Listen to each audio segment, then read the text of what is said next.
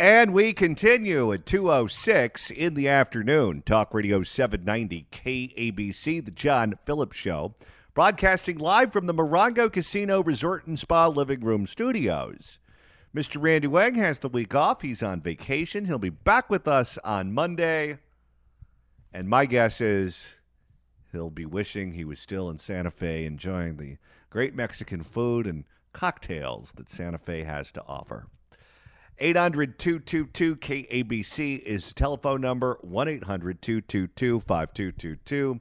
I keep clicking refresh on my phone because news is supposed to drop any minute now regarding the potential indictment of former President Donald Trump. He, of course, has been indicted at least on two different occasions, once in New York City by Alvin Bragg, who is the Soros DA in that city.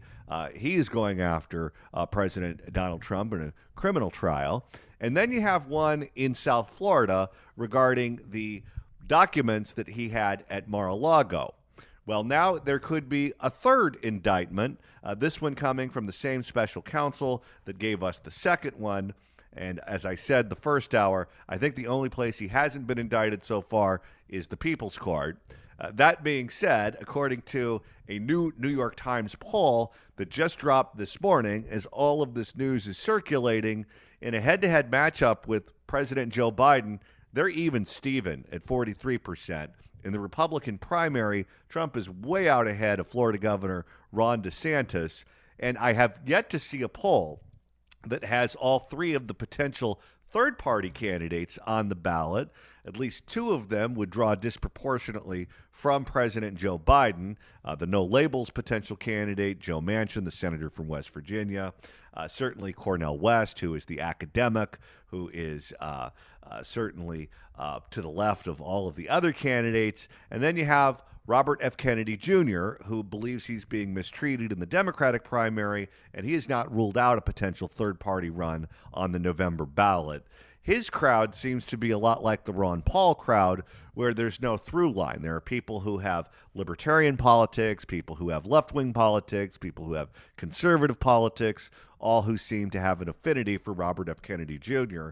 So which candidate he would steal from the most, I can't answer. Joining us to talk about all of this is a woman whose political analysis is second to none. She is on loan from Sin City, Las Vegas. She's the host of the Heidi Harris Show. You can get her online at HeidiHarris.com and follow her on Twitter at Heidiology. Heidi Harris, welcome. Hey, don't oversell it. My analysis is second to none. I mean, my gosh, I got to live up to that now. You don't sell the steak, Heidi. You sell the sizzle.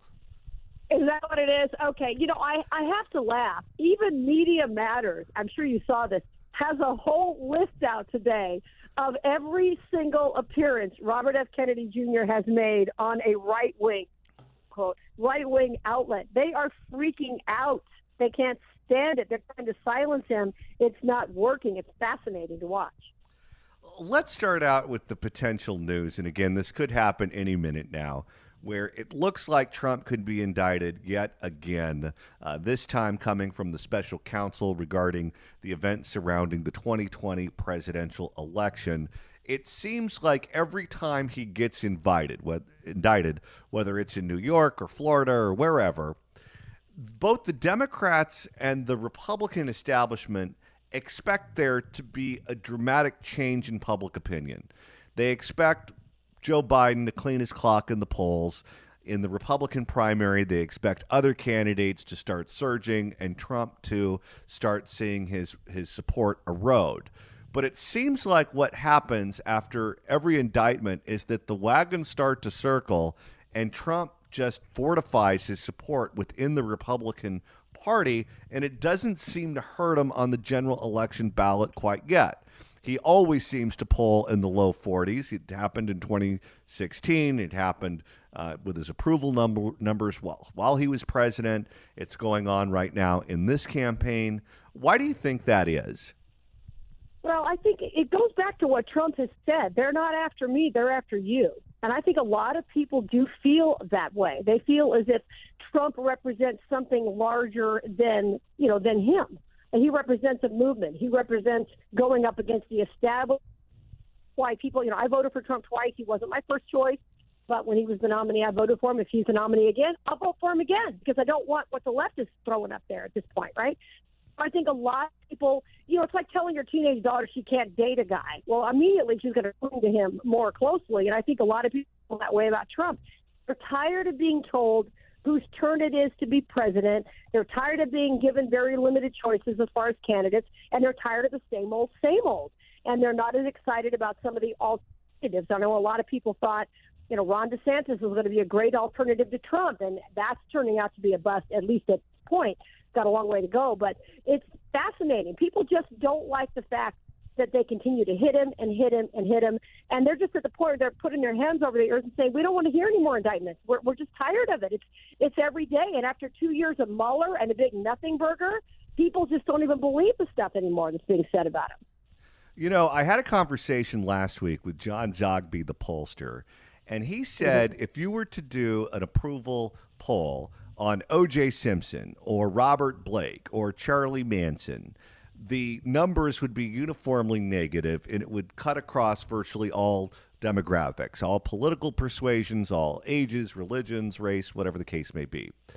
However, when you're dealing with quote-unquote political crimes or process crimes or administrative crimes or anything associated with the political world, he said a lot of people look at that as just being baked into the cake. It's just being part of the process, where Republican prosecutors go after Democrats, Democratic prosecutors go after Republicans. That's just what they do. And my opinion of whatever politician it is that I'm being asked about is going to be totally independent of whatever crime it is they've been accused of by what they see as another political actor. Your thoughts? Yeah. I think that's true. And I think a lot of people look at what's happening with Hunter. I mean, the two words I hate saying the most on the radio, Hunter Biden, but every day there's more information coming out about him, and nobody ever wants to do anything about that. I mean, now maybe there's going to be something happening, but that's what frustrates everyone. They're like, we know this guy's corrupt. We know this guy's done this and this and this, and nobody cares about him. And they go after Trump again and again and again. And, now they're going after what? The gardener? I put a thing up on Twitter the other day with a picture of Bill Murray from Caddyshack. I go, this is the guy we're now investigating about Trump? The Cinderella story. I saw the cat. He wanted me to do something with the cameras. I mean, John, I can't even anymore with this. And so people see this. Oh, now it's going to get bad this time. It's really going to be bad this time. These charges are really going to stick this time. And most people just don't. The people on the left go, yeah, I knew he was corrupt. And the people on the right are just getting to where, how many times can you be told, oh, this is it? How many times can you cry wolf? And the people on the right don't change their mind about Trump. I'll tell you, you don't get a more pro-law enforcement person than me. I back up the cops. I back up the military. I know they have a very difficult job, and we need an institution in this country to keep law and order. And I think part of that is having their backs when it hits the fan. That being said, when I look at some of these former prosecutors who have left the government and now become television commentators, whether it is Peter Strzok or Lisa Page or any of them, Mueller really hasn't done it because I think he's senile, but Jim Comey, and you hear them talk, you say to yourself, or maybe it's just me, I don't know, I look at him and I say, okay, this is, first of all, is a pretty dim bulb. Second of all, this guy is a political partisan. Third of all, you can tell they really enjoy being on television and being a celebrity and having some degree of notoriety. They have access to grind up the wazoo. There's no way this guy is soberly looking at the law and trying to figure out who broke it and what they should do. They are political actors, just like elected officials, just like political commentators, just like radio hosts. They're the same as us, only they have the power to put people in jail. And I say to myself, okay, you think of the FBI and you think of the old movies and you think of whatever it is that your parents taught you about law enforcement and the government and the FBI, but then you see these people on TV. Andrew McCabe is another one. And they're so unimpressive and they're so pathetic and they're so slanted and they're so political. You say to yourself, okay, maybe my opinion of the FBI was wrong. Maybe my opinion of the CIA was wrong. Maybe it's just like another version of Tammany Hall, like we saw with the public health agencies through the COVID-19 shutdown. They weren't playing Right. it straight. They weren't following the science. They were doing whatever the public employee unions told them to do or whatever Bill Gates told them to do.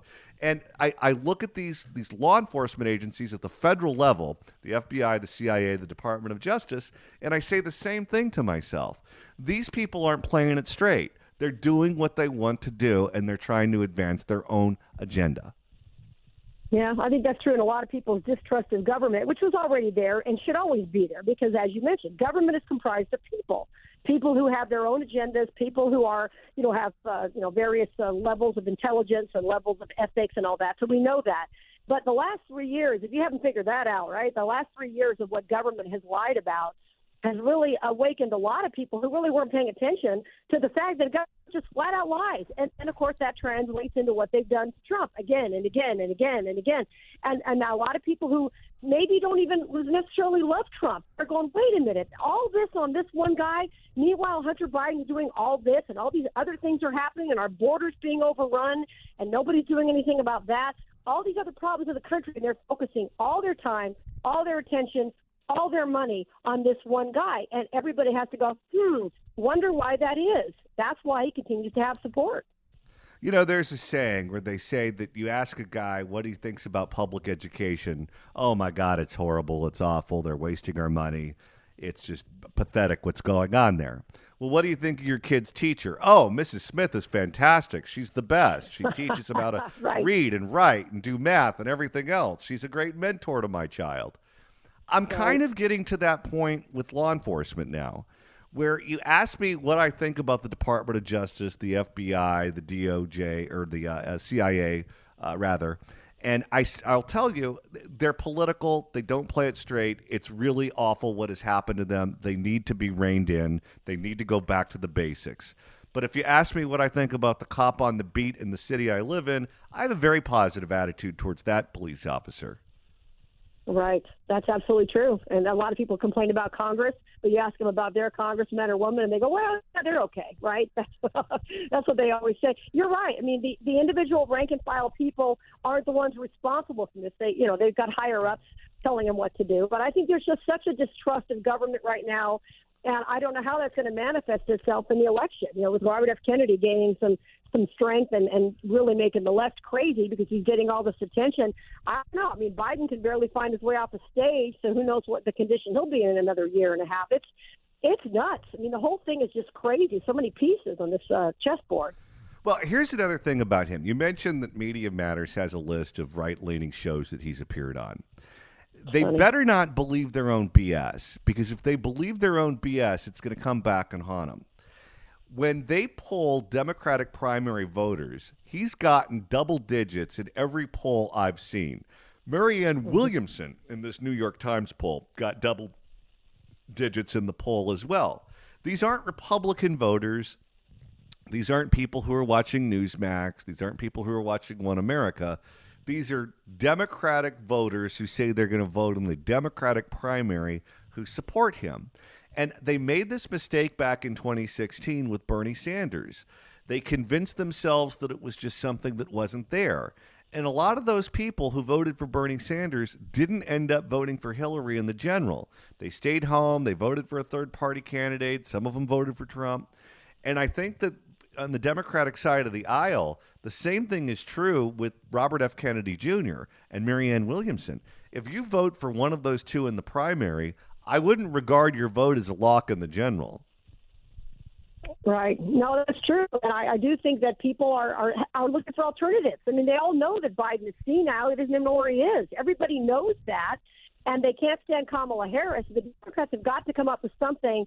And in my opinion, they got to do it quickly. I don't know how they do that when you've got a vice president who obviously they would want to, should be the logical, successor. But nobody likes her. Nobody on the left likes her. Nobody on the right likes her. So they put themselves in a world of hurt. What they should have done is had a better person in the vice presidential spot. And then they could probably, kind of put Biden on a hand truck and wheel him out, which is what should happen. What do you think about the timing of this looming indictment? where it would happen less than a week after a judge threw out a plea deal that was reached between prosecutors in the Biden Department of Justice and attorneys for Hunter Biden, where even the judge said it was so grotesque he couldn't accept it, and he sent them back to the drawing board, where the judge acknowledged that it was a sweetheart deal and that it was something he wouldn't accept in his court. And less than a week later, Trump gets indicted by the same government. Yeah, what was so funny was literally last week, everything was all about Biden, right? And this judge telling him that she wasn't going to put up with this garbage and all this stuff, right? So there's all that whole big story for one day. The next day, because I was on the air looking, news sites and everything I checked, Hunter Biden gone. It was all about Trump and the gardener and the cameras and all this nonsense, right? It's stunning how quickly that happened just last week, and now here we are again. It must be Tuesday. Trump must be possibly indicted today. But you know why they do it? Because they're constantly trying to keep Hunter Biden off the front pages. And, of course, the news sites largely go along with that. They just eliminate him. No more stories. It's very difficult to find any information because of their agenda. Do you think most people, the average person, is going to get in the weeds of this story? Or do you think if they hate Trump, they're going to say, see, I was right. I should hate him some more. And if they like him, they're going to say, see, he's being persecuted. I should like him some more. Yeah, that's what's going to happen. The people on the left are just have their worst fears confirmed, and the people on the right go, oh, it must be Tuesday. Yawn, yawn, yawn. They've got nothing on them again. And really, that's what it comes down to. And a lot of people, even if they've got something on, they'd want to know what it was, but they all believe, for the most part, everyone I know believes, it's all political with Trump because of the things they overlook in the Justice Department every single day that are clear violations of all kinds of laws. They don't care. It's all Trump. Go after Trump. Why are they going after Trump? That's the suspicion the average voter has. Well, I mean, even people who are, independent voters are going, wait a minute, what is it about this guy that they will not let him get a breath? And they understand why. They don't want him because he's a disruptor of the powers that be. What's funny is when I talk to my friends who really, truly hate him, and I mean hate him with the hot, hot hate of 1,000 suns, when you talk about, let's just take the one in Florida and the charges that are being brought against him, they say, well, if you don't support this prosecution, you don't support the process. A prosecutor took this in front of the grand jury. The grand jury said, take this to the court. You don't support the process. You are not being fair as you look at this. And I say to the same friend, I say, okay, you're trying this case in Florida, and you're going to have to get 12 people in Florida to agree that what you said is right. If the jury doesn't come back with a 12-0 unanimous decision, you will acknowledge that this was a political prosecution and they didn't have the goods to bring this to trial, and this was all dirty pool, correct? No, that would only mean that the jury was a bunch of Trump supporters and there's no way they'd ever convict him, and that would be an illegitimate jury. Absolutely true. At least they're honest about it. That's absolutely true. There's got to be something. There's got to be something there. And if there's not, it's got to be a Trump jury, or it's a Trump judge who didn't want to put up with this Biden stuff. Oh, I knew it. I knew because she was appointed by him. She's evil, and I knew that she was going to give Hunter Biden a hard time. Never mind how irregular this plea deal was. Forget about all that. Yeah, it's funny. But this is heading towards Banana Republic territory, where nobody trusts the prosecutors, nobody trusts the judges, nobody trusts the juries. Whatever it was that you thought going into it is the correct answer, and whatever happens is obviously incorrect if you don't like what the outcome is. This is what happens in countries where the president is wearing sunglasses in the official portrait. It's not supposed to happen that way here. And don't forget about the fatigues. It's not supposed to happen that way. And the most most frustrating, but one of the frustrating aspects, you and I are paying for this as taxpayers. Every time they waste time on these investigations and these juries and this and that, when there are very clear violations of law going on all over the country, people are chaining up the freezer section in grocery stores, which I know you've talked about, because of all the theft. Nobody wants to prosecute that, but they want to waste tax dollars going after Trump again and getting the gardener on the stand. Here's another thing that's strange. I'm seeing all of these tweets from all of these members of the media saying, big news coming any minute. They're foreshadowing it. Isn't the government just supposed to release it? Why are they telling everyone at every news organization, just stand by and wait, it's on the way? Because they have nothing else to talk about, and it gives them a distraction from the Hunter Biden mess. They don't want to talk about the testimony this week of his buddy, but it's nice to know finally that Hunter Biden actually has some marketable skills. He's a good receptionist. Hold please for the big guy. At least we know that, right? Man, the foreshadowing that's going on right now on social media. It's gonna be a long, what is it, 15 months, John? It's gonna be a long 15 months, my friend. Okay, I'm going to ask you a question I asked the audience the first hour. Go back to the poll that we talked about, where it's 43-43. If you throw in the 3 third-party candidates and the Electoral College, it will be possible, in my opinion, for a candidate to win this election with 42% of the vote.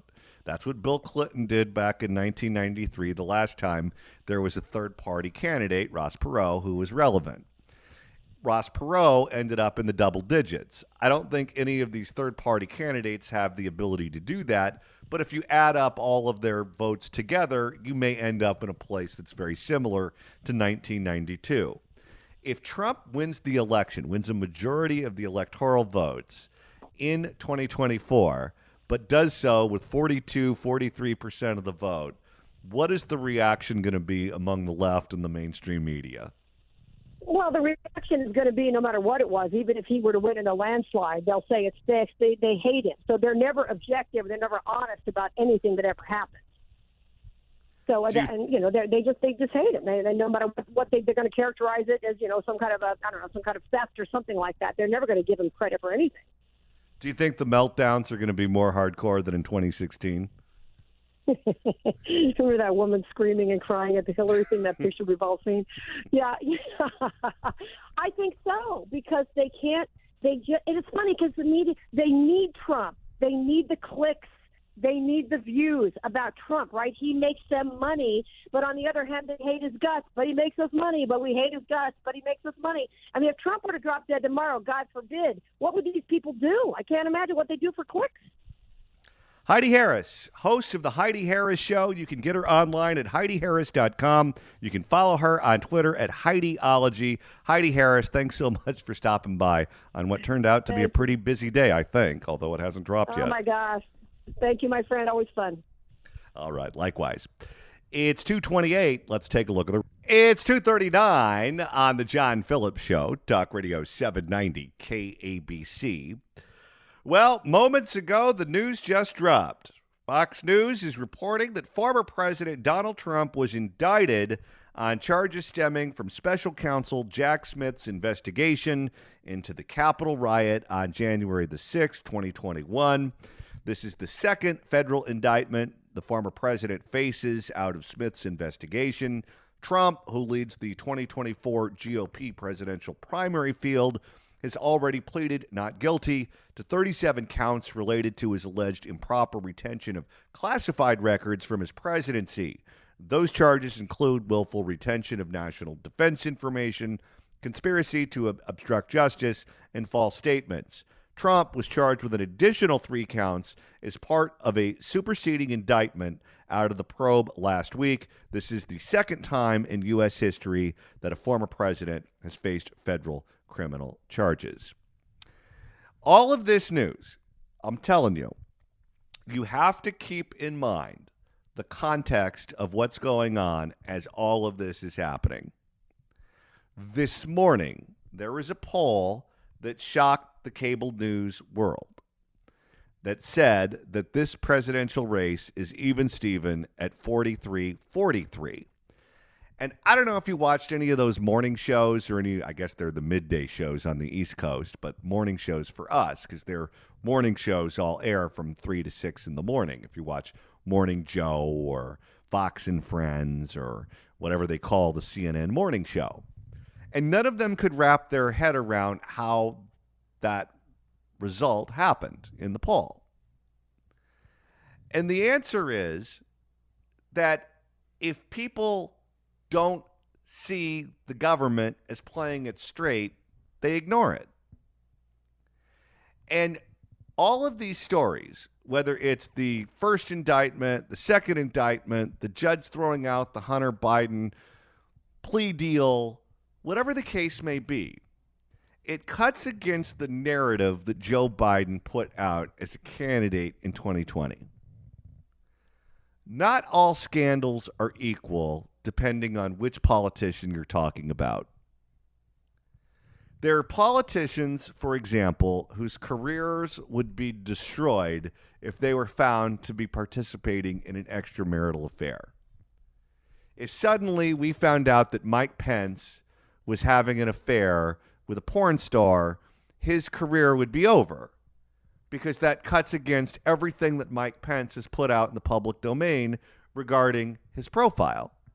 He's supposed to be a God-fearing family man who's devoted to his wife.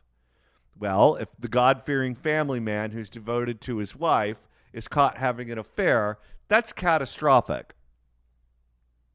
If you are the politician who likes to talk about women's rights and you like to talk about why everyone should have to go through those training courses at work and why anyone who is accused of doing anything untoward should be canceled, and then we find out that you've been accused of sexual assault or sexual harassment, that sort of thing, it's over. It's over. Harvey Weinstein is one of these guys, even though he wasn't a politician, who bragged about his feminist credentials. And then he gets caught doing what he did, and you end up with no supporters because that cuts against your public profile. If you lecture all of the rest of us about what kind of car we're supposed to drive or how much fuel we're supposed to use and how we should all be green and we should recycle, and then we find out you're flying around the world on a private jet, that's bad news for you. When Joe Biden ran for president in 2020, the country was bitterly divided. And he ran as a unifying force that would preserve democracy. He would bring the country together.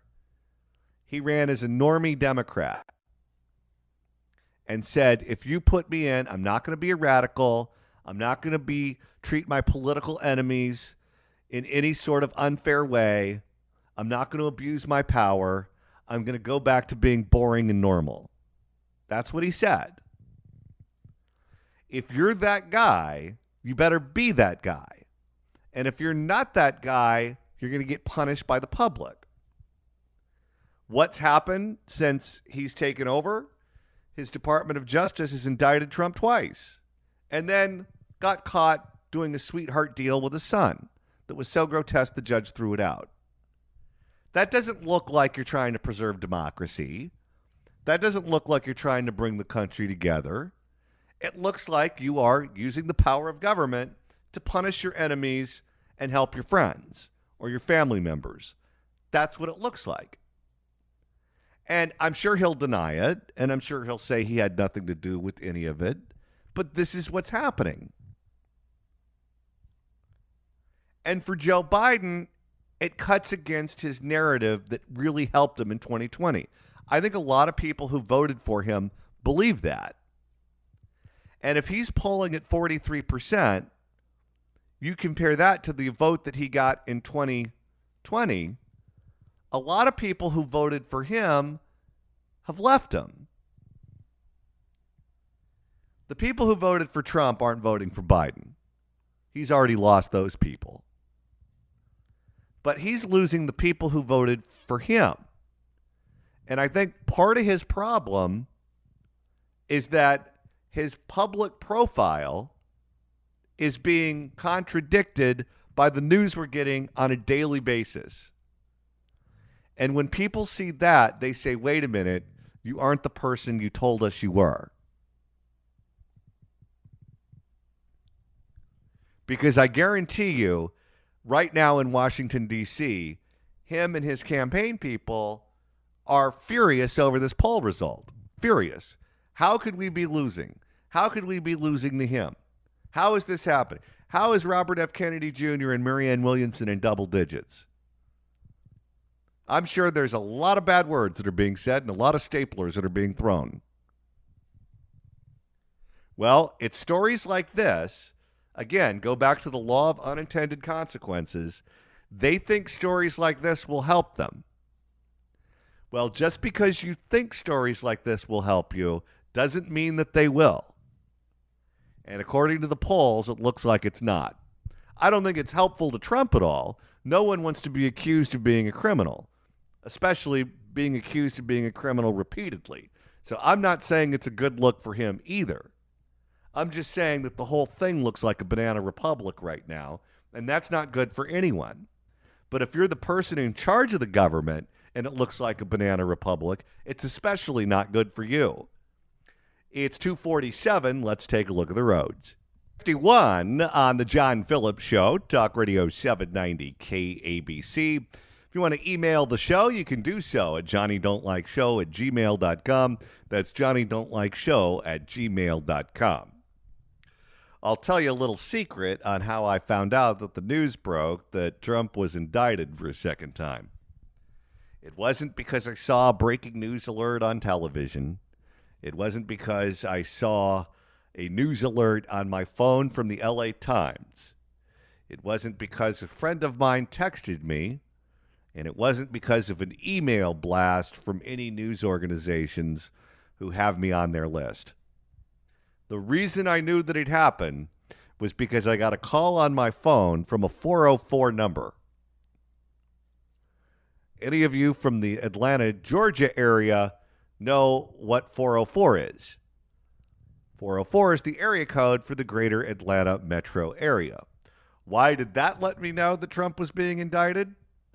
Because a 404 area code phone call on my phone means it's CNN calling wanting me to go on tonight. And if CNN wants me on tonight, that means there's bad news for Trump.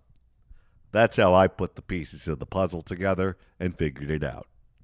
It's 2:52. This is Talk Radio 790 KABC. It's 2:56 on the John Phillips Show, Talk Radio 790 KABC. To repeat the breaking news, former President Donald Trump was indicted for a second time today by the Biden Justice Department.